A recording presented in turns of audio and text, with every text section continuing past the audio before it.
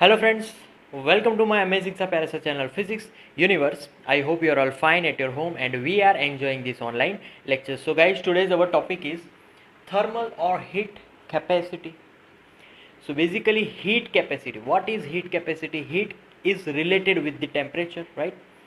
तो यहाँ पर अगर हम लोग थर्मल कैपेसिटी और हीट कैपेसिटी की बात करें तो this substance which require the amount of heat energy to raise its temperature by 1 degree Celsius is called heat energy, right?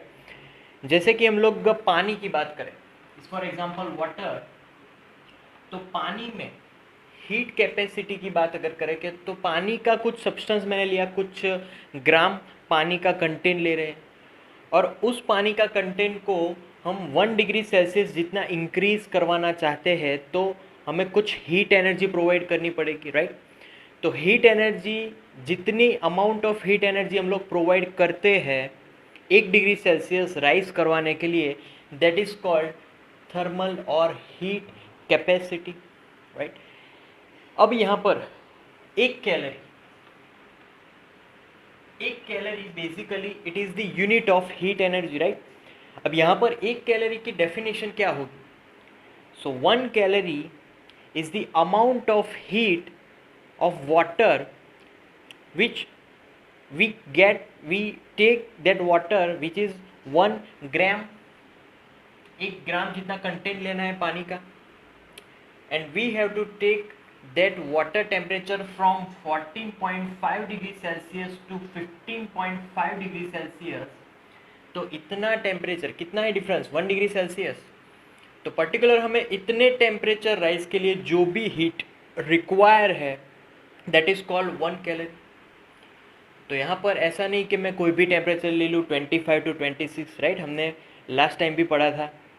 तो that is our heat capacity और यहाँ पर उसकी फॉर्मूला अगर लिखी जाए तो हीट कैपेसिटी को डिनोट करेंगे सी डैश से. C dash is equal to Q upon delta T. So Q is heat energy and delta T is the temperature difference, कितना टेम्परेचर हम लोग राइज करवा रहे हैं. नाउ यूनिट, अगर इसके यूनिट की बात करें तो unit of heat capacity that is Q, मतलब कि कैलोरी ले सकते हैं. एंड टेम्परेचर का यूनिट हम लोग लेंगे डिग्री सेल्सियस इनवर्स. दूसरा यूनिट भी है और we can say that kilo calorie degree Celsius inverse. दूसरा भी यूनिट है जूल केल्विन इनवर्स, ये भी एक यूनिट है, राइट? तो अगर हम लोग कन्वर्जन की बात करें, सपोज कि मेरे पास 1 कैलोरी डिग्री सेल्सियस इनवर्स है, उसको कन्वर्ट कीजिए जूल डिग्री सेल्सियस इनवर्स में, तो ये कन्वर्ट हो जाएगा 4.186 जूल डिग्री सेल्सियस इनवर्स.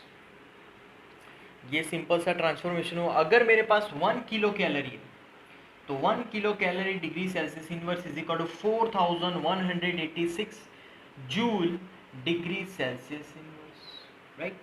तो यहाँ पर 1000 से डायरेक्ट मल्टीप्लिकेशन हो गया. So that is our thermal और हीट कैपेसिटी. Thank you.